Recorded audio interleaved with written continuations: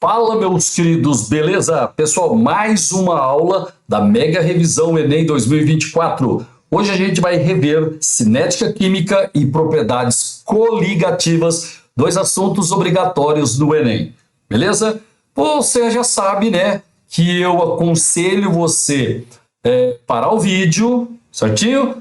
Resolver, aí depois você confere, né, a resolução pelo vídeo. Tá bom? Então, sem perder tempo, já vamos à primeira questão. Pessoal, na primeira questão, ele diz assim, ó, assinale o que for correto. A velocidade média de uma reação é igual ao módulo da velocidade de consumo de um dos reagentes ou igual à velocidade de formação de um dos produtos, módulo este dividido pelo respectivo coeficiente estequiométrico da substância na equação da reação balanceada. Não entendeu nada, né? Calma que eu te explico. Ó, vamos supor que eu tenho uma reação genérica aí. Tipo assim, ó, A mais 2B produzindo, sei lá, pessoal, 3C, uma reação genérica.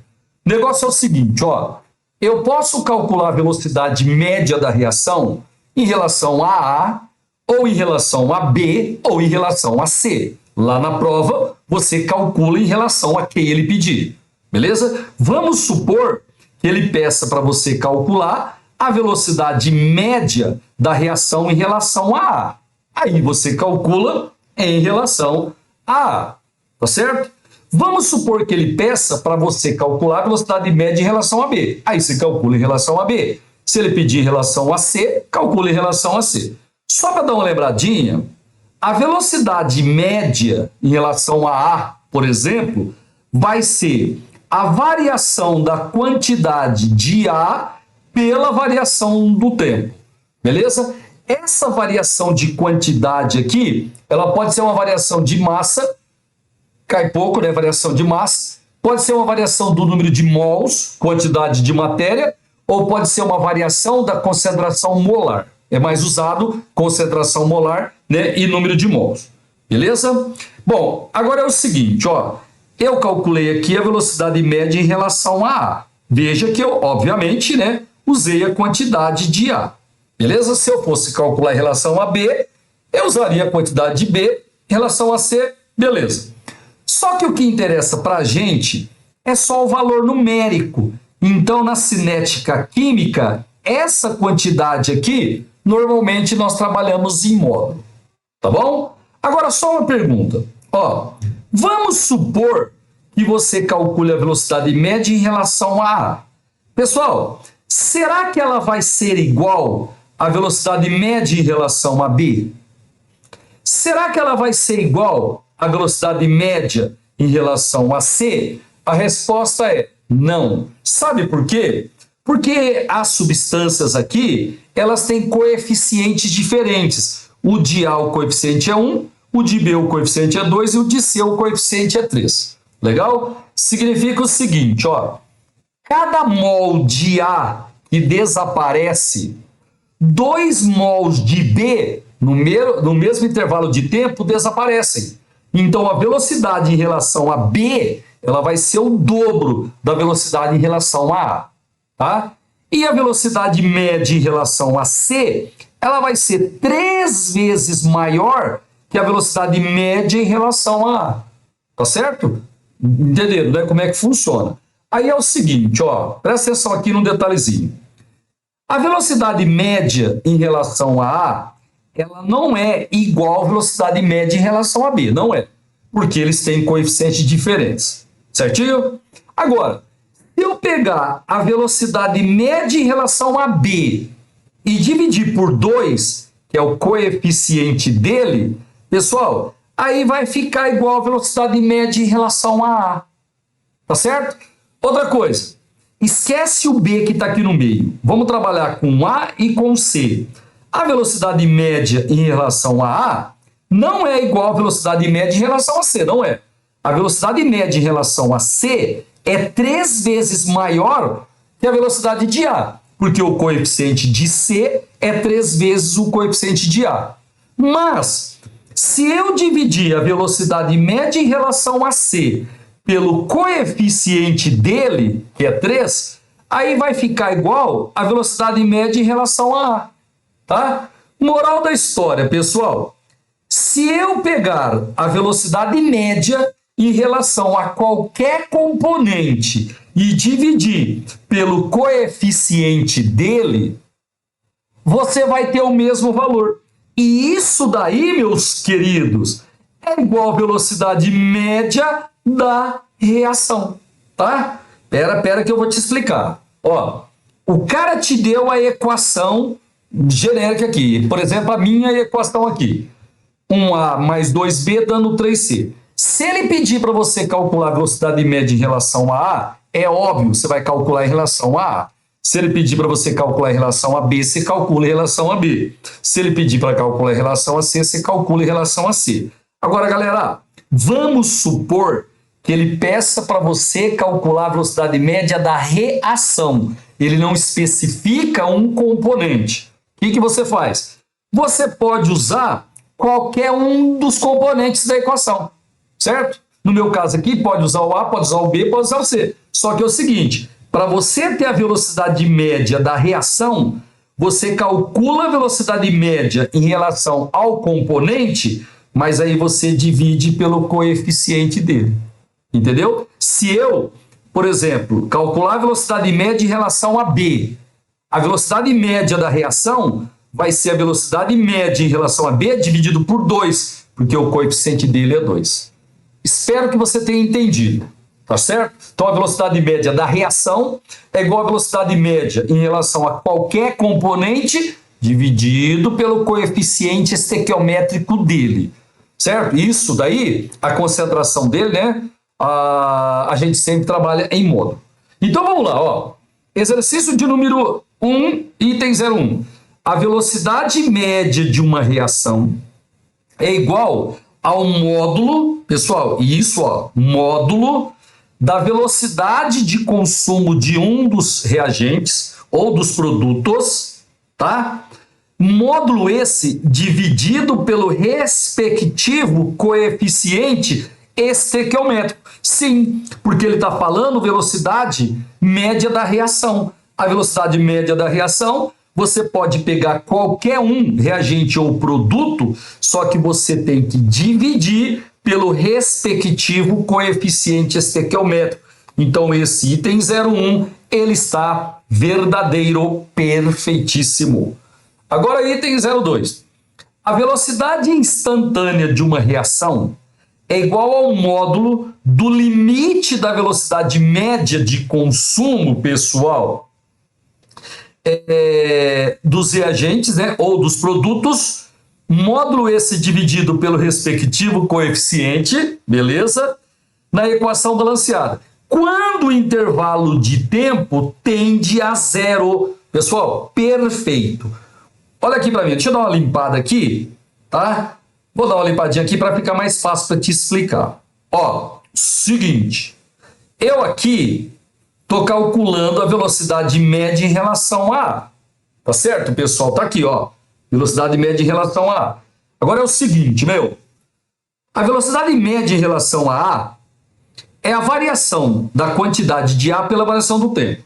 Agora é o seguinte, meus queridos, quando essa variação de tempo ela tende a zero, pessoal, quando a diferença, né, o intervalo de tempo, a diferença está ficando cada vez menor, quando a diferença está tendendo a zero, a velocidade média ela se confunde com a velocidade instantânea. Então, esse item 2 está correto. É igual lá na física, né? A velocidade instantânea é a velocidade média quando o tempo, né, a variação de tempo tende a zero.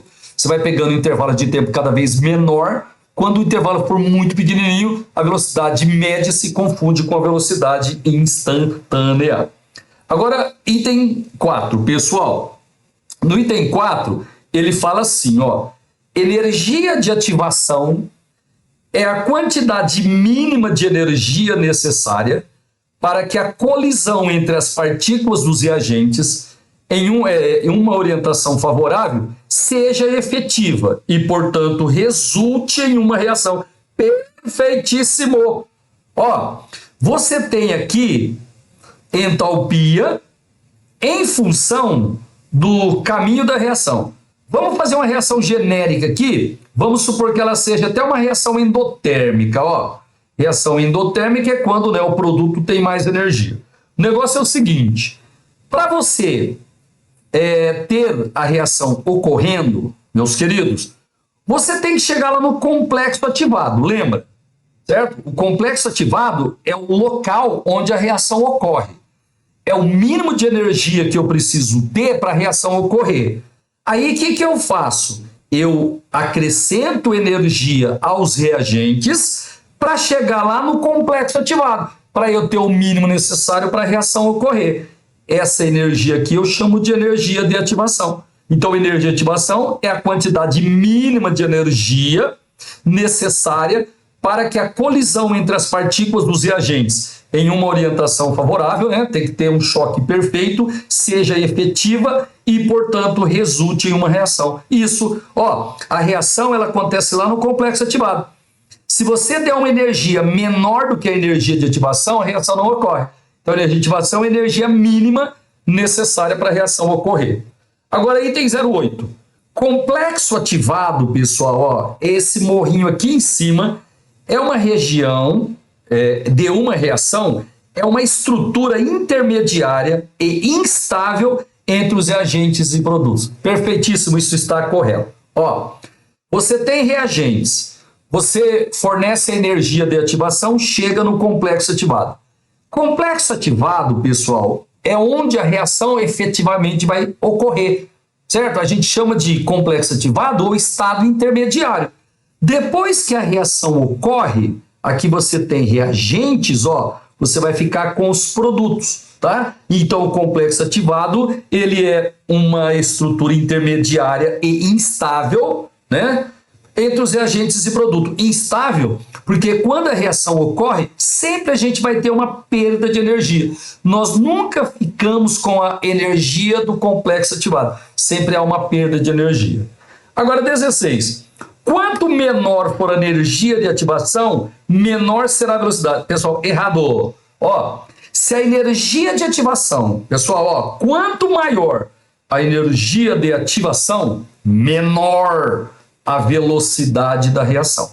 Tá? Então, reação lenta, ela tem alta energia de ativação. Aqui ele falou que quanto menor a energia de ativação, menor a velocidade. Não.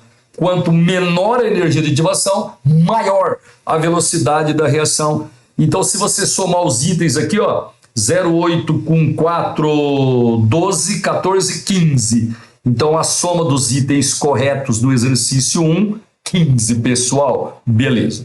Agora, a gente vai fazer o exercício número 2. Ó, considere a reação entre o íon iodeto e o íon persulfato. Tá aqui. E a tabela que apresenta dados do estudo cinético da reação. Gente, ele fez 3 experimentos, tá aqui, ó. Experimento 1, experimento 2, experimento 3, onde ele variou as concentrações e mediu a velocidade da reação. Aí ele fala assim, ó, de acordo com os dados obtidos, verifica-se que se trata de uma reação. Gente, eu preciso de você agora. O negócio é o seguinte, ó. Tem uma lei na química chamada lei de Gutenberg-Wage, ou lei da ação das massas. O que essa lei diz? Que a velocidade instantânea de uma reação é diretamente proporcional às concentrações de reagentes. No meu caso aqui, reagentes é o iodeto, certo?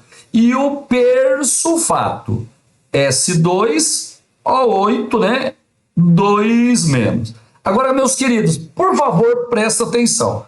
Tem aluno que acha que na expressão da velocidade, a gente sempre tem que colocar os coeficientes dos reagentes. Pessoal, não. Pela lei de Gutenberg-Wage, os expoentes, eles são obtidos experimentalmente, tá? Então, eu vou chamar um expoente aqui, eu vou chamar de alfa, tá certo? o outro expoente eu vou chamar de beta, e eu não posso falar que alfa é 2 e o beta é 1, não posso. Eu preciso determinar esses expoentes alfa e beta aqui usando os experimentos que ele deu. Só um detalhezinho, ó. Aqui no primeiro, ele colocou 7,5 vezes 10 a menos 6. Pessoal, isso aí é 0,75 vezes 10 a menos 5, tá? Beleza? E aí, 0,75 é metade de 1,5, metade de 1,5, beleza? Agora é o seguinte, olha para mim aqui, ó. Para eu determinar a expressão da velocidade, eu vou ter que descobrir quanto vale alfa, quanto vale beta. Só uma observação, se o cara tivesse falado para você que a reação é elementar, aí sim, você poderia dizer que o expoente do iodeto, né, é 2 e o expoente do persulfato é 1, se ele tivesse garantido que a reação é elementar. Reação elementar é aquela que acontece, pessoal, em uma única etapa, viu? Mas eu não posso, a priori, dizer que a reação é elementar. Por quê? Porque ele me deu os experimentos. Então eu preciso pegar os experimentos e testar para ver se ela é elementar ou não. Então vamos lá. Seguinte, ó, tem uma diquinha. Quando você vai determinar o expoente alfa, pessoal, você precisa pegar 2 experimentos onde o persulfato esteja constante. Aqui, ó, o experimento 1, ele tem uma concentração de persulfato 0,04. E o experimento 3 também é 0,04. Então, para achar o alfa, eu vou usar os experimentos, pessoal, 1 e 3. Beleza? Só que assim, ó, como a gente está revendo o Enem, que é teste, nós não vamos fazer equação, viu? Equação a gente vai fazer depois para rever a segunda fase da VUNESP, da Unicamp, da FUVEST e assim por diante. Aqui a gente vai fazer de cabeça e eu preciso que você preste atenção. O negócio é o seguinte, ó, eu estou usando os experimentos 1 e 3, certo? A concentração do persulfato, ela está constante. Então, eu não vou me preocupar com essa concentração de persulfato. Eu só vou me preocupar com a concentração do iodeto. O que aconteceu do 1 para 3, pessoal, com a concentração do iodeto? Dá uma olhadinha, ó. Era 0,04 e foi para 0,08. Ou seja, dobrou a concentração do iodeto entre os experimentos 1 e 3. Olha só o que aconteceu com a velocidade. Pessoal, dobrou também. Tá vendo? Quando você dobra a concentração e a velocidade também dobra, significa que o expoente é 1. Então, você dobra, certo? A concentração e a velocidade dobra. Então, o 2 que você colocou aqui dentro, ele elevado a alfa, ele dá 2 mesmo. Então, a gente sabe que esse alfa é igual a 1. Então, eu já sei, certo? Que o alfa, pessoal, é igual a 1. Se você não entendeu direito, você vai ter mais uma chance agora, porque eu vou agora determinar beta, tá? Seguinte, para eu determinar beta, queridos, deixa eu dar só uma limpadinha aqui. Ó, para eu determinar beta, pessoal, é o expoente do persulfato, tá vendo? Então eu vou ter que pegar 2 experimentos onde o iodeto esteja constante. Quando eu vou determinar um expoente, a outra substância ela tem que ficar constante. Então deixa eu dar só uma limpada aqui para ver se tem aí 2 experimentos onde o iodeto esteja constante. Opa, já vi. Ó, se você pegar o experimento 1 e o experimento 2, o iodeto ele não varia. É 0,04, continua 0,04. Então agora eu vou usar os experimentos 1, ó, experimentos 1 e 2. Certinho, meus queridos? O que aconteceu com a concentração do iodeto nos experimentos 1 e 2? Ficou constante. Então eu nem vou olhar o iodeto. O que aconteceu com a concentração do persulfato? Estou usando os experimentos 1 e 2. Pessoal, dobrou a concentração do persulfato.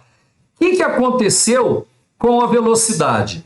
Agora eu estou usando os experimentos 1 e 2. Gente, o que aconteceu com a velocidade? Ó, a concentração dobrou. A velocidade também dobrou. O que eu te falei? Quando eu dobro a concentração e acontece a mesma coisa na velocidade, é porque o expoente é igual a 1. Tá? Então, ó, dobrei a concentração do persulfato quando o iodeto está constante e a velocidade dobrou. Então, significa que o 2 que você colocou aqui saiu como 2 mesmo. Então, esse beta aqui também é igual a 1. Tá certo? Se for necessário, volte o vídeo, né, para ver se você entende direitinho. Então, qual que é a expressão da velocidade? K vezes a concentração do iodeto, certo? O alfa vale 1, não precisa colocar, vezes a concentração do persulfato, é isso, né? Persulfato, é isso? Persulfato, beleza? Também elevado a 1, certinho? Agora um detalhezinho. Para você achar a ordem de uma reação, quando você tem a expressão da velocidade instantânea, é só você somar os expoentes da expressão da velocidade. Gente, aqui é 1, que não precisa colocar, aqui também é 1. Então, a reação ela é de ordem 2. Tá? Detalhe, se a reação fosse elementar, se ela acontecesse numa única etapa, esse alfa aqui seria 2, ó, porque o coeficiente, né, do iodeto é 2. E aqui seria 1. Só que é 1 e 1, não bateu com o coeficiente. Significa que a reação não é elementar. De boa? Ela não é elementar e de ordem global igual a 2, alternativa do exercício 2, letra D de dado. Eu espero que você tenha entendido. Pessoal, agora exercício de número 3. Ó, ele deu a equação de decomposição da água oxigenada, tá aí. Aí ele fala assim, ó, em um certo intervalo de tempo, em relação ao consumo de água oxigenada, queridos, então, ó, a velocidade média em relação à água oxigenada, ele está dando isso. É 8 mols por segundo. 8 mols por segundo. Tá vendo? Olha lá, ó. Em relação ao consumo de água oxigenada, a velocidade média, né, é 8 mols por segundo. Sobre essas informações, assinale o que for correto. Então, vamos lá. Item 01. Em um mesmo intervalo de tempo, em relação à formação de oxigênio, a velocidade média da reação equivale ao dobro da velocidade média em relação à água oxigenada. Pessoal, errado. Ó, o coeficiente da água oxigenada é 2 e do oxigênio é 1. Então, é a velocidade média em relação à água oxigenada, que é o dobro em relação ao O2. O do O2 vai ser metade da água oxigenada. Item 01, errado. Item 02. Em um mesmo intervalo de tempo, em relação à formação de oxigênio, a velocidade média da reação é igual a 4... Opa, esse está certo. O item 02, esse está certo. Por quê? Porque a água oxigenada ele falou que é 8. E o coeficiente dela é 2. O oxigênio tem coeficiente 1. Como o oxigênio tem coeficiente metade da água oxigenada, a velocidade dele vai ser metade. Você lembra? Ó, a velocidade média de uma reação pode ser calculada em relação a qualquer um dos componentes. Por exemplo, ó, eu posso pegar a água oxigenada, só que eu preciso dividir pelo coeficiente dela, que é 2. Eu posso usar a velocidade média em relação à água normal, só que eu preciso dividir por 2 porque o coeficiente dela é 2. Beleza? Ou eu posso pegar a velocidade média em relação ao O2 e dividir por 1, né? Que vai dar exatamente a velocidade média do O2, porque o coeficiente dele é igual a 1. Então, se você observar, a velocidade média do oxigênio, pessoal, é só você olhar aqui e olhar aqui, certo? A velocidade média do oxigênio vai ser a velocidade média da água oxigenada dividido por 2. Entendeu? Porque o coeficiente do O2 é metade da água oxigenada. Beleza? Beleza. Item 04. Em um mesmo intervalo de tempo, em relação à formação da água, agora ele está falando da água normal, ó. A velocidade média da reação equivale a 3 vezes a velocidade média de consumo da água oxigenada. Falso, errado. Ó, a velocidade da água oxigenada e da água normal, pessoal, é a mesma, porque eles têm o mesmo coeficiente. Tá? Aqui, ó, se você pegar essa relação aqui, ó, você corta esse 2 com esse 2, aí você vai ver que a velocidade média em relação à água oxigenada é igual à velocidade média em relação à água, porque os coeficientes são iguais. 0,8. Em um mesmo intervalo de tempo, em relação à formação da água, de novo, ó, a velocidade média da reação é igual à velocidade média da reação em relação à água oxigenada. Perfeitíssimo! Se a água e a água oxigenada têm o mesmo coeficiente, né, 2 e 2, a velocidade das duas serão, em relação às duas, serão iguais. Agora, 16. Em um mesmo intervalo de tempo, em relação à formação da água, de novo, a velocidade média da reação equivale à metade da reação da água oxigenada. Pessoal, não, né? A velocidade da água é igual à velocidade da água oxigenada, porque elas têm coeficientes iguais. Esse é o exercício de número 3. É isso? Então, a soma aqui dá 10, pessoal. 10. Esse foi o terceiro. Vamos para o exercício de número 4. Galera, eu escolhi uns exercícios aqui bem legais, bem cara de Enem mesmo, porque precisa rever esse assunto que é importante. E um detalhe, ó, quem vai prestar VUNESP, quem vai prestar VUVEST, essa revisão aqui serve também. Então vamos lá. Ó, pesquisas recentes revelaram que aminoácidos podem formar cadeias peptídicas espontaneamente em gotículas de água pura. Nas superfícies dessas gotas, as reações entre aminoácidos para formar cadeias peptídicas ocorrem a uma velocidade entre 100 e 1 milhão de vezes mais rápido do que observadas em outros ambientes. As afirmativas a seguir tratam dos fatores que afetam a velocidade das reações químicas. Ó, vou até dar uma voltadinha aqui. Pessoal, quais são os fatores que alteram, né, a velocidade de uma reação química? Primeiro, superfície de contato. Quando você aumenta a superfície de contato, por exemplo, você tem um reagente sólido, você transforma ele em pó, você pulveriza, você picota ele, você vai ter mais área para ter choque e a velocidade vai aumentar. Tá? Então, quanto maior a superfície de contato, maior a velocidade da reação. Você pode aumentar a temperatura. Quando você aumenta a temperatura, a molécula ela vai vibrar mais. Aí a chance de você ter choque aumenta, a velocidade aumenta. E detalhe, hein? Quando você aumenta a temperatura, aumenta a velocidade tanto da reação endotérmica quanto da reação exotérmica. De boa? Posso usar um catalisador. O que o catalisador faz? Ele diminui a energia de ativação, consequentemente, ele aumenta a velocidade da reação. Se você tiver reagentes gasosos, quando você aumentar a pressão, diminui o volume, a molécula ela vai ter mais chance de ter choque, né? Porque você diminuiu a distância entre elas, aumenta a velocidade da reação. E outra coisa que você pode fazer é aumentar a concentração de reagentes. Se você colocar mais reagentes para reagir, é óbvio que a chance de ter choque aumenta, a velocidade aumenta. Tá? Então guarda, ó, superfície de contato, temperatura, catalisador, pressão, se o sistema tiver algum reagente gasoso, e concentração são os fatores que aumentam a velocidade de uma reação química, que alteram, né, a velocidade de uma reação química. Então vamos ver o que ele fala aqui. Ó, item 1.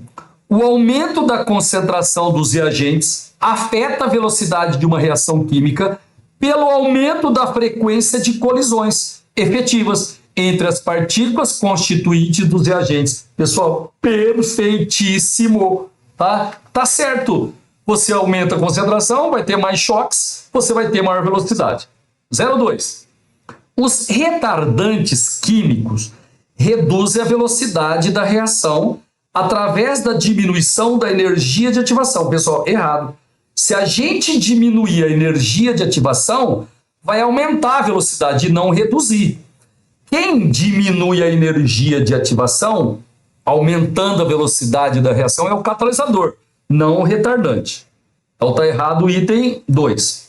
Terceiro, o aumento da área superficial, superfície de contato, eleva a velocidade das reações químicas por meio do aumento da área de contato entre os reagentes. Perfeitíssimo! Esse item 3 está perfeitíssimo. 04. Os catalisadores homogêneos. Gente, vamos supor que você tem um reagente, olha para mim aqui, ó, gasoso, outro reagente gasoso, e você vai usar um catalisador também gasoso. Você sabe que toda mistura gasosa é homogênea. Quando você tem reagentes mais catalisador, formando um sistema homogêneo, você chama catálise de homogêneo.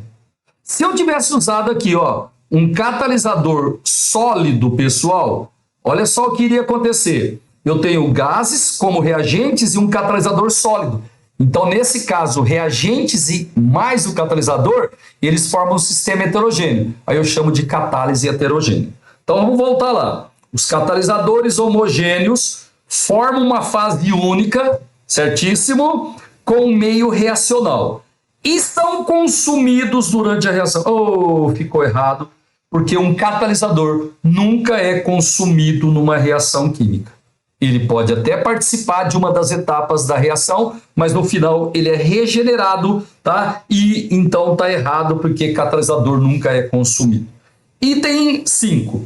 O aumento da pressão sobre o sistema para reações em fase gasosa e sistema fechado aumenta a velocidade da reação a partir da redução do volume ocupado pelos gases dos reagentes e do consequente aumento de colisão entre as moléculas. Pessoal, perfeito. Ó, você tem um recipiente provido de um êmbolo. Aqui você tem dois gases reagindo. Se você aumentar a pressão, vai diminuir o volume, certo? Se diminuir o volume, as moléculas vão ficar mais próximas, haverá um aumento de colisões efetivas, então a velocidade vai aumentar. Então, quais são os itens corretos, pessoal? 1, 3 e 5. Exercício 4, 1, 3 e 5, onde tem isso? 1, 3 e 5, letra C. Exercício 4, 1, 3 e 5, alternativa letra C. Já vamos ao exercício de número 5. Ó, com base nas informações da tabela abaixo, assinale a alternativa que correlaciona corretamente os fenômenos do nosso cotidiano com os fatores que podem afetar a velocidade das reações. Pessoal, vamos lá então. Ó. O primeiro fenômeno, vela se apaga quando colocada num recipiente fechado. Queridos, a vela ela está acesa porque o oxigênio está fazendo a combustão, né, da parafina. Legal? Se você colocar num ambiente fechado, a hora que acabar o oxigênio, a reação vai parar de ocorrer. Legal? Então, nesse caso, vela se apaga quando colocada em um recipiente fechado. Gente, o que aconteceu? Acabou a concentração de oxigênio. Então, o item 1, ele é relacionado com 2, com a concentração. Agora, letra B. Alimentos se estragam mais rápido quando são guardados fora da geladeira. Gente, isso está fácil, né? Isso daí está relacionado com o item 4, com a temperatura. Beleza? Quando você aumenta a temperatura, aumenta a velocidade de qualquer reação, seja ela endotérmica, seja ela exotérmica. Reações dos organismos vivos sofrem ação de enzimas. Você já ouviu falar? Enzimas são catalisadores biológicos.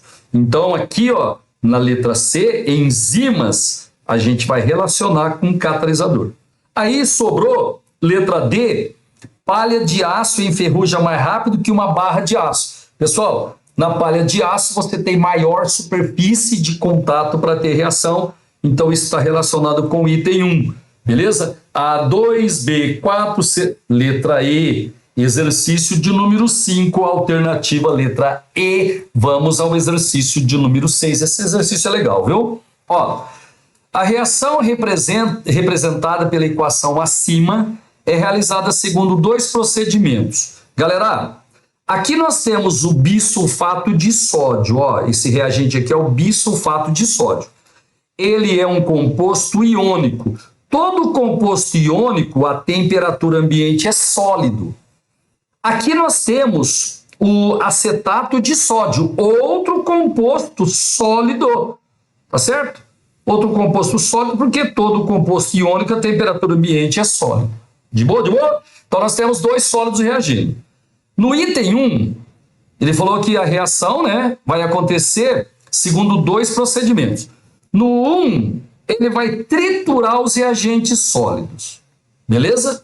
E no 2, pessoal, ele vai misturar soluções aquosas concentradas dos reagentes. Então é o seguinte, ó, no primeiro, eu vou pulverizar, eu vou triturar os reagentes sólidos.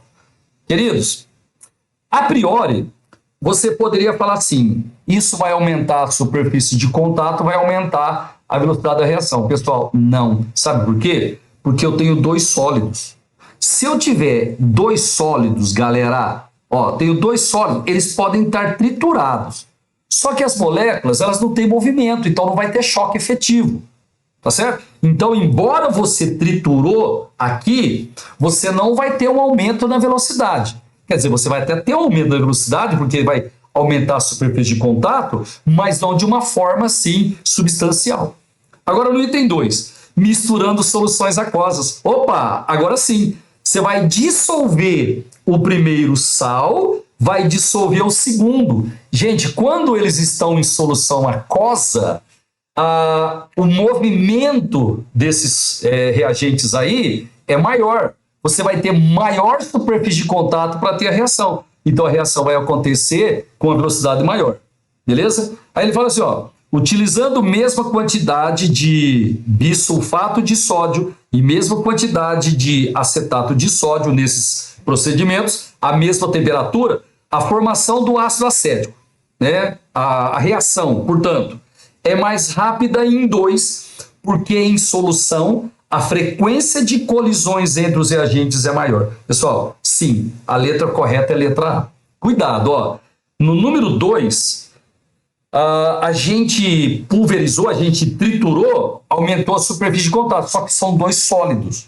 Se fosse um sólido e um líquido, por exemplo, ou um sólido e outro numa solução aquosa, aí sim, se você triturar, vai aumentar a velocidade da reação. Mas como os dois são sólidos, a 1 é de leve, né? É bem lenta, e a 2, como ela está em solução aquosa, ela vai ser mais rápida. Exercício de número 7. Considere o diagrama abaixo para a seguinte reação. Pessoal, aqui nós temos a entalpia, né? Entalpia, está chamando de energia potencial, entalpia.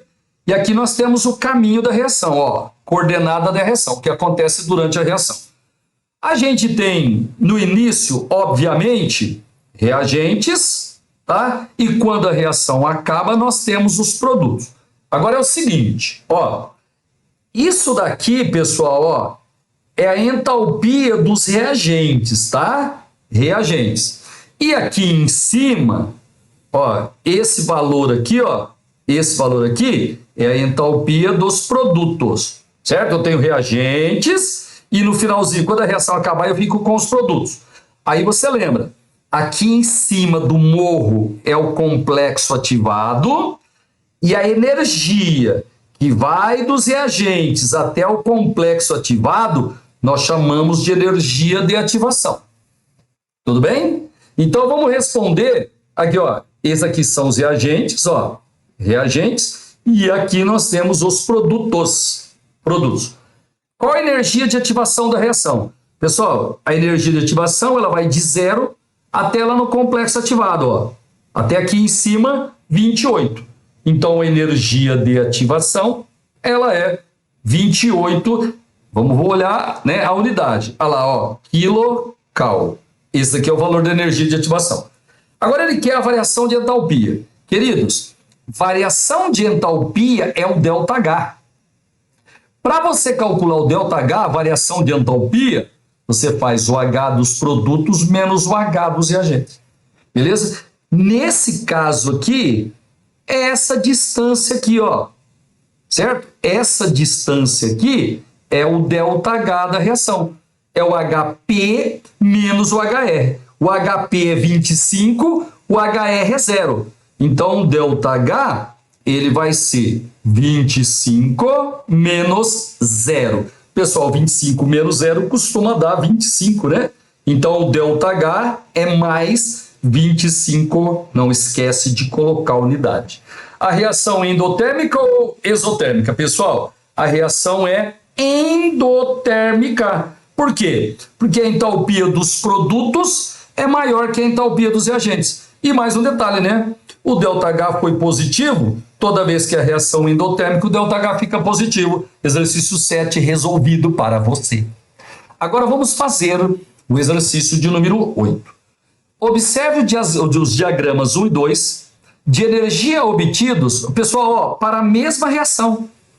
A dando B. Ó, sai de A, chega no B. Sai de A, chega no B. É a mesma reação. Beleza? Aí ele fala assim, a variação de entalpia em 1 é menor que em 2. Queridos, variação de entalpia é o ΔH, tá? É esse patamar aqui, ó. Essa diferença aqui é a variação de entalpia. Se você olhar, pessoal, ó, a variação de entalpia na primeira é igual à variação de entalpia na segunda. Ele falou que é menor, então a letra A está errada. Letra B. A energia de ativação em 2 é maior. Queridos, a energia de ativação em 1 é tudo isso daqui. Em 2 é só isso daqui. Então, em 2 é menor. Ele falou que é maior, está errado. Letra C. A reação representada nos diagramas 1 e 2 é endotérmica. Não. As duas são exotérmicas. Aliás, é a mesma reação, né? Ela é uma reação exotérmica porque o produto tem menos energia. Letra D. A reação 2 ocorre em presença de catalisador. Pessoal, certíssimo. Deixa eu dar uma lidinha na letra I. A reação representada nos diagramas 1 e 2 não ocorre. É lógico que ela ocorre, né? Está formando o produto B. Agora, por que a reação 2 ela é feita em presença de um catalisador? Queridos, porque diminuiu a energia de ativação. Certo? Ó, na 1 eu tenho essa energia de ativação grande. Na 2 diminuiu. O que o catalisador faz? Ele diminui a energia de ativação, consequentemente aumenta a velocidade da reação. Então, exercício 8, letra D, de dado. Vamos ao exercício de número 9. Agora, pessoal, vamos trabalhar com propriedades coligativas. Deixa eu só dar uma lembradinha rápida para você. É o seguinte, ó. Quando eu coloco soluto num solvente, você vai ter um aumento da temperatura de ebulição. Por exemplo, você tem água pura a 1 atm, né, no local de pressão externa 1 atm. A água pura, ela ferve, ela entra em ebulição a 100 graus Celsius. Se você colocar um soluto não volátil, vai aumentar a temperatura de ebulição da água. Ela vai ferver a 102, 103, depende do tanto de partículas que você coloca, certo? Então, colocou soluto, aumenta a temperatura de ebulição. Agora, se você colocar soluto, diminui a temperatura de solidificação. A água pura, ela solidifica em 0 graus Celsius. Se tiver um sal, por exemplo, um açúcar dissolvido, ela vai solidificar abaixo de 0, menos 2, menos 3, depende da concentração. E quando você também coloca um soluto, diminui a pressão máxima de vapor de um solvente. Beleza? Só para dar uma lembrada, vamos supor que você tem água pura num recipiente fechado. Pessoal, a água pura, ela vai evaporar. Esse vapor aqui, espera aí que você tem que ver isso, né? Ó, a água pura evaporou. Esse vapor aqui, ele vai exercer uma pressão no líquido que sobrou. Essa pressão que o vapor faz é a pressão de vapor. Agora, chega uma determinada temperatura que a quantidade de vapor atinge um valor máximo. Aí você diz que o sistema entrou em equilíbrio. Quando está em equilíbrio, você tem um máximo de vapor, aí a pressão que o vapor exerce é chamado de pressão máxima de vapor. Beleza? Quando você coloca um soluto num solvente, esse soluto vai diminuir a pressão máxima de vapor. Então vamos lá? Colocou soluto, a ebulição aumenta, certo? A solidificação e a pressão de vapor diminui. No exercício 19, que 19? Exercício 9, ele está falando menor pressão máxima de vapor. Ó, das soluções acima, assinale a opção que apresenta menor pressão máxima de vapor. Ei, pressão máxima de vapor, quando colocar soluto, ela cai. Onde ela vai ser menor? Onde tiver mais partículas de soluto. Então eu vou ter que calcular quanto de partículas de soluto eu tenho em cada caso. Então vamos juntos aí, pessoal. Ó, a glicose, ela dissolve em água, certo? Mas ela não ioniza nem dissocia. Os açúcares, glicose, frutose, sacarose, tudo, os açúcares, eles não ionizam nem dissociam em água. Então, se você tem 0,1 mol por litro de glicose, você vai ter 0,1 mol por litro, né, molar, de partículas. Calma que você vai entender. Partículas. Tranquilo? A sacarose é a mesma coisa, ela é um açúcar. Beleza? Açúcar dissolve em água, mas não ioniza nem dissocia. Então aqui eu vou ter 0,2 molar de partículas. Tá vendo? Para açúcar, a molaridade da solução é igual à molaridade de partículas. O ácido clorídrico, meus queridos, o HCl, em água, ele sofre dissociação, aliás, ionização. O que acontece?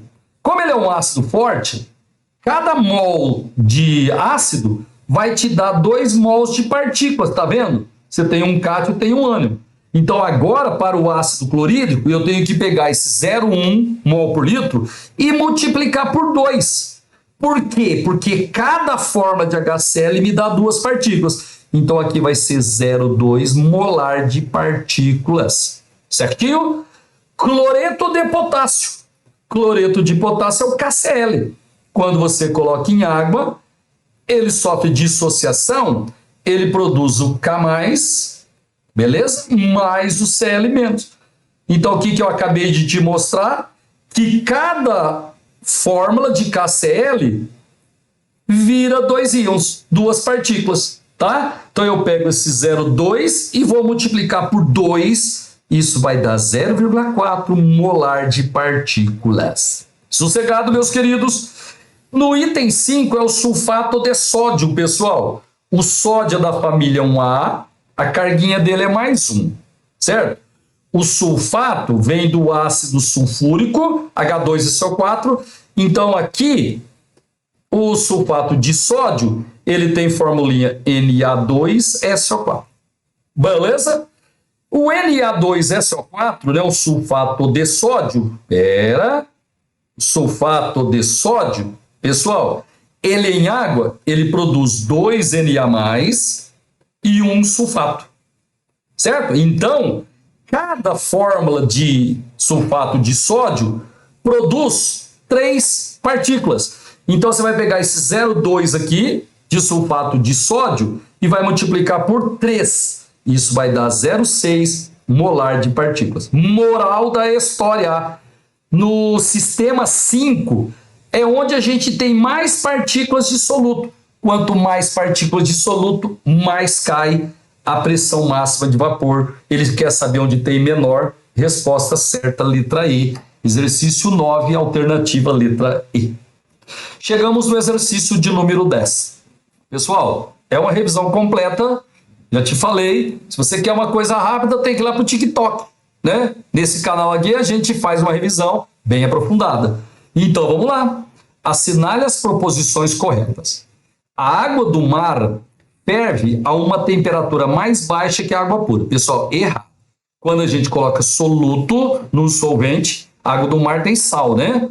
Aumenta a temperatura de ebulição. A água, né, junto com o sal, vai ferver numa temperatura mais alta. Ele falou mais baixa, está errado. 02. A água do mar congela a uma temperatura mais baixa que a água pura, a uma mesma altitude em relação ao nível do mar. Pessoal, certíssimo. Quando você coloca soluto, abaixa a temperatura de congelamento, certo? Temperatura de solidificação. Então, a água do mar, ela vai congelar, ela vai solidificar a uma temperatura mais baixa. Isso está correto. Beleza? Agora, item 04. Uma solução aquosa de sacarose ferve a uma temperatura mais alta que a água pura. Sim. A uma mesma altitude em relação ao nível do mar. Pessoal, certo. Se você colocou açúcar, se você colocou sacarose, você colocou um soluto.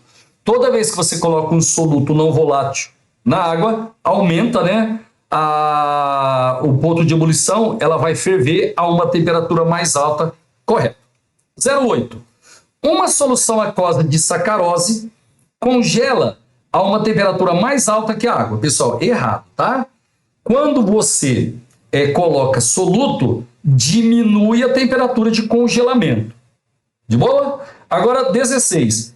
Entre a água e o éter tem maior pressão máxima de vapor, porque é mais volátil que a água. Certíssimo!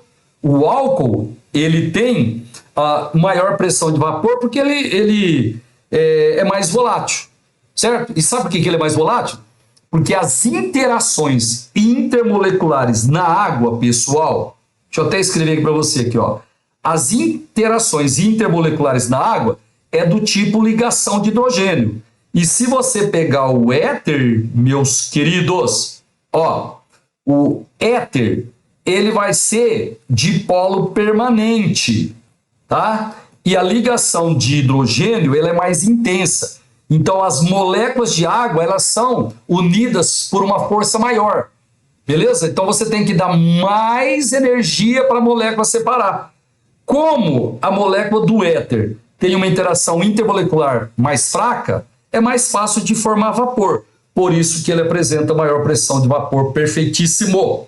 32. A adição de um soluto não volátil provocará um aumento da pressão de vapor do solvente. Errado. Quando você coloca soluto, diminui a pressão de vapor. Então, se você somar 16, 20, 22, é isso, pessoal? Que exercício que é esse? Exercício de número 10. Legal? 16, eu não fiz a conta não, mas os itens corretos, 02, 04 e 16. Beleza. Exercício 11 agora. Ó, em regiões de baixa temperatura, a adição de um soluto não volátil aos radiadores dos automóveis deve-se ao fato de ele provocar, pessoal, aqui eu vou colocar diminuição, aumento, aqui também, temperatura de solidificação, tá. Então, ó, por que a gente coloca um soluto não volátil no radiador do carro em regiões de baixa temperatura? Para quê?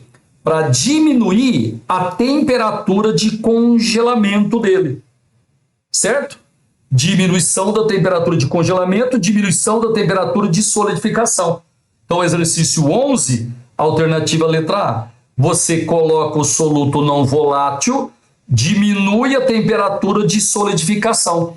Então, pode fazer 0 graus Celsius, que a água não vai congelar, porque a temperatura de solidificação diminuiu. -6, -8, -10, aí pode cair bastante a temperatura que você ainda que você continua tendo água no estado líquido. Então, exercício 11, letra A.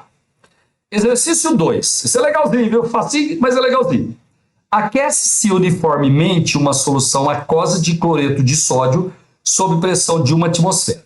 Qual dos gráficos a seguir melhor representa a temperatura da solução em função do tempo? Queridos, o que a gente aprendeu? Olha aqui para mim. Quando você coloca soluto não volátil, a temperatura de solidificação diminui, a pressão máxima de vapor diminui, a temperatura de ebulição aumenta. Então, quando você tem uma solução aquosa, ela não vai ferver, pessoal, a 100 graus Celsius. Ela vai ferver acima de 100 graus Celsius. Aqui, ó, ela começou a ferver abaixo de 100, tá errado. Aqui também, né, tá errado. Aqui não tem nada a ver, que ela depois vai diminuir, não tem nada a ver. Aqui também não tem nada a ver. Olha só a resposta certa, letra E. Exercício 12, letra E. Deixa eu te explicar por quê. Ó, você está aquecendo uma solução aquosa de sal de cozinha, sob pressão de 1 atmosfera. A água pura, ela tem ponto de ebulição 100 graus Celsius. sob uma atmosfera, tudo bem? Só que é solução aquosa, tem soluto. Aí a temperatura de ebulição vai ser acima de 100 graus Celsius. Então vai começar a ebulição acima de 100 graus Celsius. E um detalhe, quando você tem uma substância pura, durante a fusão, durante a ebulição, a temperatura permanece constante. Nas misturas, pessoal, a gente vai ter uma variação da temperatura. Então a gente marca a letra I. Beleza? Só para dar uma lembradinha, rapidão, rapidão. Ó, quando a gente aumenta a temperatura, a fusão fica constante e a ebulição varia, a gente chama a mistura de mistura eutética. Quando você aumenta a temperatura, a fusão varia e a ebulição fica constante, é uma mistura azeotrópica. Se for uma substância pura, tanto na fusão quanto na ebulição, a temperatura vai ficar constante. Se for uma mistura qualquer, a fusão e a ebulição elas variam. Agora, se a fusão ficar constante e a ebulição variar, você tem uma mistura eutética. Se a fusão variar e a ebulição ficar constante, é uma mistura azeotrópica. Só uma revisãozinha para você aí. Exercício 13 agora. Na panela de pressão, meus queridos, eu tenho uma panela aberta ao nível do mar. Beleza? Ao nível do mar. E eu tenho uma panela de pressão ao nível do mar. Certinho? Então aqui eu tenho uma panela de pressão. A gente sabe que a panela de pressão ela tem aquela válvula, né? Para deixar escapar vapor quando começa a ultrapassar um valor admissível. Quando começa a ficar perigoso. Pessoal, na panela aberta, a pressão externa está agindo sobre o alimento que você está cozinhando, certo? Na panela de pressão, você tem uma vedação, está fechado, e o vapor produzido aqui, ele exerce uma pressão dentro da panela, pessoal, maior que a pressão externa. Beleza? Vamos supor que a gente esteja... ele não falou não onde está. Vamos supor que a gente esteja ao nível do mar. Aqui, a gente vai ter pressão externa de 1 atm. O alimento vai cozinhar numa pressão externa de 1 atm. Já na panela de pressão, o alimento vai cozinhar numa pressão acima da pressão externa, para cima de 1 atm. Tá, mas e daí? E daí que quanto maior a pressão, pessoal, sobre o líquido, maior a temperatura de ebulição dele. Então, o que vai acontecer se eu estivesse ao nível do mar? Na panela aberta, a temperatura de ebulição da água, ela seria 100 graus Celsius. De boa? Então, o alimento cozinharia a 100 graus Celsius. Já na panela de pressão, como a pressão no interior é maior que a pressão externa, a temperatura de ebulição da água é maior que 100 graus Celsius. Por exemplo, 110, 120 graus Celsius. Se você está cozinhando o alimento, pessoal, numa temperatura mais alta que o normal, você vai cozinhar ele mais rápido. Tá bom? Então, ó, em consequência desse fato, podemos afirmar que o tempo de cozimento do alimento é menor. Ele está falando da panela de pressão, ó. É menor porque a água passa a ferver acima de 100 graus Celsius. Sim, ó, na panela aberta ela ferve a 100 graus Celsius, ao nível do mar. Se você tem uma panela de pressão, a pressão externa é 1 atm, mas dentro da panela é mais, ok? Então lá na panela a água vai ferver acima de 100 graus Celsius, por isso que o alimento cozinha mais rapidamente. Chegou no exercício de número 14. Ó, o gráfico abaixo mostra a variação da pressão de vapor de algumas substâncias. Queridos, eu só posso comparar líquidos diferentes se todos eles estiverem à mesma temperatura. Então eu vou pegar aqui uma temperatura igual, mais ou menos, pessoal.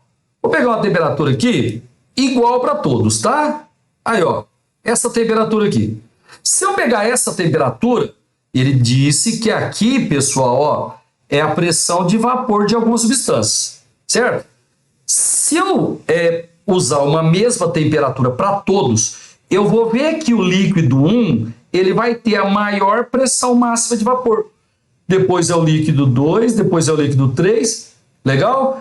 Agora, Aquele que tem maior pressão de vapor é porque formou mais vapor, porque evaporou mais, é porque é o mais volátil. Você entendeu? Então, o 1, exercício 14, a letra A, o 1 é a substância mais volátil, porque numa mesma temperatura ele apresenta maior pressão máxima de vapor. Só um detalhe, se ele é o mais volátil, é certeza que as interações intermoleculares nele, né, nessa substância, são mais fracas, por isso que ele evapora mais. Exercício de número 15 agora. Tem-se 25 ml de cada uma das soluções. Todas elas eram 1 molar. Cloreto de magnésio, cloreto de... e assim vai. Ele quer saber aquela que vai ter maior pressão osmótica. Opa, vamos lembrar. Pessoal, a pressão osmótica de uma solução, você calcula assim. Pega a molaridade da solução, multiplica pela constante universal dos gases, 0,082, se a pressão sair em atm, vezes a temperatura em Kelvin, vezes I. Esse I aqui é aquele fator de correção de Van 't Hoff. Quando a substância é molecular, por exemplo, ó, aqui ele está usando a sacarose. O I vale 1, mas quando a substância é iônica, o I, se ele não falou nada, né? Você considera que ele está 100% dissociado, aí o I vai ser o tanto de partículas que ele tem. Então vamos fazer o seguinte, ó, vamos calcular quantas partículas tem em cada um. Gente, para ir mais, vamos fazer aqui na frente. Ó, no caso do cloreto de magnésio, você tem o Mg2+, mais 2Cl-. Beleza? Então você tem 3 partículas por cada forma. 3 partículas. 1, mais 2, 3. O NaCl vai dar Na+, mais Cl-. Você tem 2 partículas. Uma partícula mais uma partícula. De boa, de boa? Então a gente já sabe que o A está ganhando do B. Gente, a sacarose, ó, só para lembrar, todos eles têm a mesma molaridade. O R é igual para todo mundo e a temperatura é igual para todo mundo. Então, onde tem maior número de partículas, onde tem um I maior, vai ser aquela que tem a maior pressão osmótica. Por isso que eu estou achando, né, determinando o número de partículas. No caso da glicose, eu vou ter uma partícula mesmo, porque ela não ioniza, ela não dissocia. Carbonato de sódio vai dar 2Na+, mais um CO3, 2-. Certo? Fluoreto de alumínio, eu vou ter o Al3+, mais 3F-. Então, pessoal, na letra E é onde eu tenho o maior número de partículas de soluto. Então, como tudo é igual para todos, aquele que tem um número de partículas maior, ele vai apresentar maior pressão osmótica. Essa daqui é a formulinha para calcular a pressão osmótica. Exercício 15, letra E. Exercício 16 agora. Vamos lá, importante. Ó, ao colocar-se uma célula vegetal normal numa solução salina concentrada, observar-se-á que ela começará a enrugar e a murchar. Então é o seguinte, ó, você tem uma solução concentrada, ó, ele está falando aqui, ó, solução salina concentrada. Então a concentração da solução é grande. Aí você vai colocar aqui uma célula normal. Beleza? Aí ele fala que observa que ela começará a murchar. Pessoal, por que vai murchar? Porque a parede da célula é uma membrana semipermeável. Ela permite passar solvente. Então eu vou ter aqui movimento de água, um movimento de solvente. É a tal de osmose. E como é que acontece a osmose? Sempre sai o solvente, sempre sai a água do meio menos concentrado para o mais concentrado.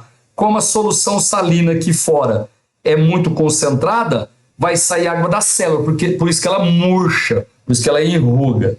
De boa? Então vamos ver o que é correto afirmar. Item 01. A célula vegetal encontra-se no meio hipotônico em relação à sua própria concentração. Pessoal, errado. Ó, o meio fora da célula a concentração é maior do que dentro da célula. Então ela está no meio hipertônico, fora dela, certo? A concentração é maior do que dentro dela, ela está no meio hipertônico e não hipotônico. 0,2. Há uma diferença de pressão, dita osmótica, perfeito, entre a solução celular e a solução salina do meio, perfeito. Tem uma diferença de pressão, né? E aí vai sair água de dentro da célula, porque a pressão lá é menor, e vai para a solução que tem uma pressão osmótica maior. 0,4.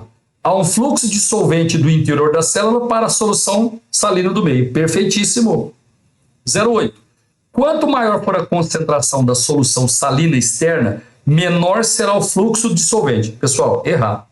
Quanto maior a diferença de pressão, mais vai sair água do meio menos concentrado para o mais concentrado. 0,8 está errado. 16. O fluxo de solvente ocorrerá através de membranas semipermeáveis. Está certo, né? A membrana da célula ela é semipermeável. Exercício 16, itens corretos 02, 04 e 16. Beleza. Exercício 17. Ó, em supermercados é comum encontrar alimentos chamados liofilizados. Liofilizados, como frutas, legumes e carnes. Alimentos liofilizados continuam próprios para o consumo após muito tempo, mesmo sem refrigeração.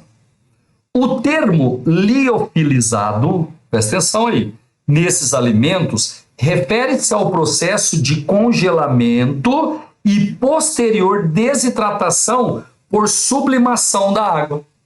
Você congela o alimento, tá certo? A água, ela solidifica. Aí depois você promove a sublimação da água. Trabalha com pressão, né? E promove a sublimação da água. Aí ele fala assim, ó, para que a sublimação da água ocorra, é necessária a combinação de condições, como mostra o gráfico de pressão por temperatura, em que as linhas representam transições de fase. Gente, esse aqui é o diagrama de fase, né? O famoso diagrama de fases. Toda substância tem o seu diagrama de fases. No diagrama de fases, a gente coloca os vários estados físicos em função de pressão e da temperatura. Beleza? É sempre o diagrama de fases, né? Normalmente ele forma um Y. Aí, ó, Y. E aí você tem que saber, essa região aqui do Y, ela tem a substância no estado sólido. Aqui em cima, a gente tem a substância no estado líquido e aqui embaixo a gente tem a substância no estado de vapor. Beleza? Aí ele fala assim, ó, apesar de ser um processo que requer industrialmente uso de certa tecnologia, existem evidências de que povos pré-colombianos que viviam nas regiões mais altas dos Andes conseguiam liofilizar alimentos, possibilitando estocá-los por mais tempo. Assinale a alternativa que explica como ocorreria o processo de liofilização natural. Moçada, então é o seguinte, ó, você precisa congelar a água primeiro, certo? Então ela está no estado líquido, você abaixa a temperatura até ela virar sólida, beleza? Então você está nessa região aqui, ó, e você traz para cá, beleza? Aqui, ó, você pode, por exemplo, vamos supor que você esteja nesse ponto, a água está líquida. Aí você abaixa a temperatura, ó, para cá você está abaixando a temperatura, ela vai virar sólida. Legal? Só que depois ela vai ter que virar vapor. Tudo bem? Para virar vapor, tem que diminuir a pressão. Deixa eu fazer só mais reto aqui. Ó, a água está líquida, você vai diminuir a temperatura, ela vai virar sólida. Aí você vai diminuir a pressão, ela vai virar vapor. Então você vai conseguir fazer a sublimação. Entendeu? Legal, né? Então vamos lá. Assinale a alternativa que explica como ocorria, né, o processo de liofilização natural. A sublimação da água ocorria devido a baixas temperaturas e a alta pressão atmosférica. Gente, errado. Ó, Abaixa as temperaturas, você tem que abaixar a temperatura. Só que depois você tem que abaixar a pressão. Entendeu? Aqui, ó, você abaixa a pressão para o sólido virar vapor. Então a letra A está errada. Letra B. Os alimentos, após congelados naturalmente nos períodos frios, beleza? Eram levados para a parte mais baixa da montanha. Ih, errado. Você vai ter que abaixar a pressão. Se você subir a montanha, a pressão fica menor. Mas se você levar para a parte mais baixa, a pressão vai aumentar. Então a letra B a gente vai desprezar. Né? Esse daqui é o exercício 17. Pessoal, letra C. Os alimentos eram expostos ao sol. Bom, aqui eu já posso até parar, porque eu vou ter que resfriar para o líquido virar sólido. Então tem que ser a letra D, né? Vamos ver. As temperaturas eram baixas, beleza? Ó, vai abaixar a temperatura o suficiente nos períodos frios para congelar os alimentos. Aqui, ó, vai virar sólido. E a baixa pressão, ó, a pressão diminui, e a baixa pressão atmosférica nas altas montanhas possibilitava sublimação. Perfeito.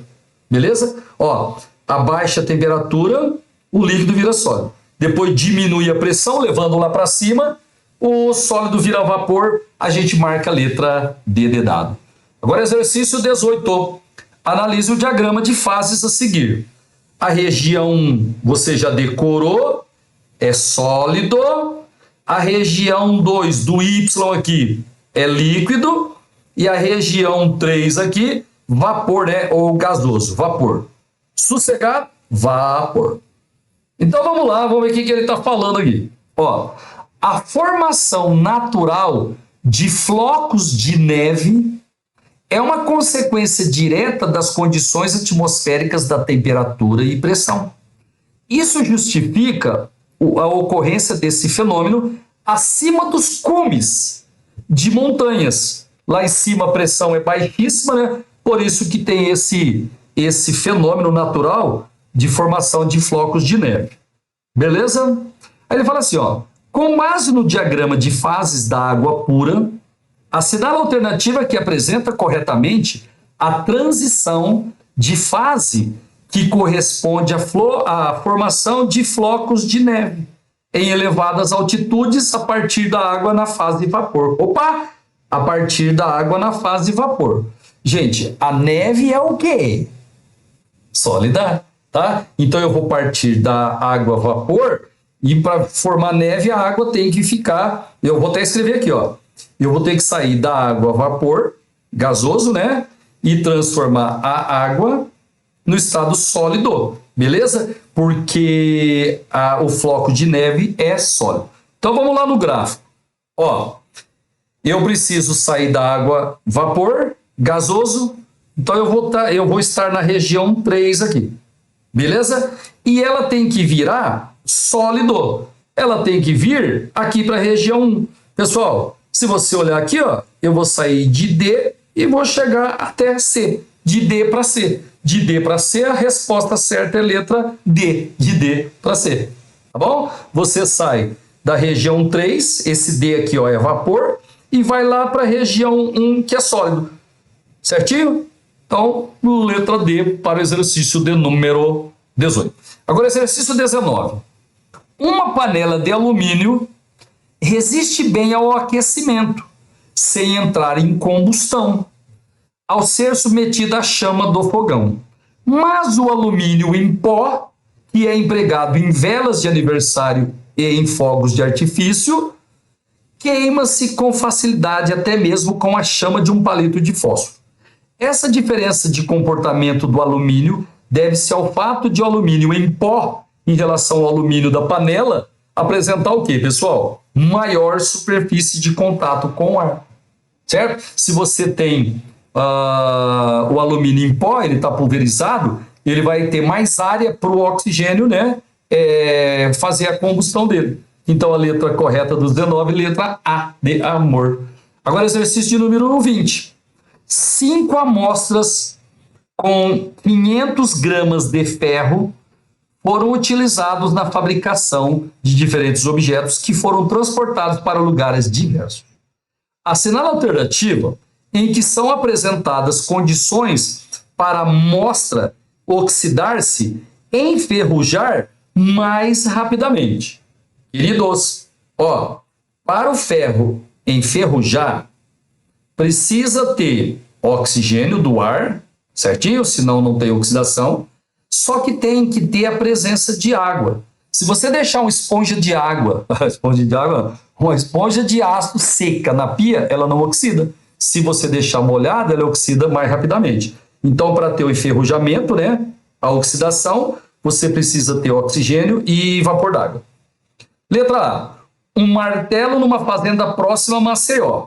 Pessoal, martelo é de ferro, certo? Só que é o seguinte, o martelo,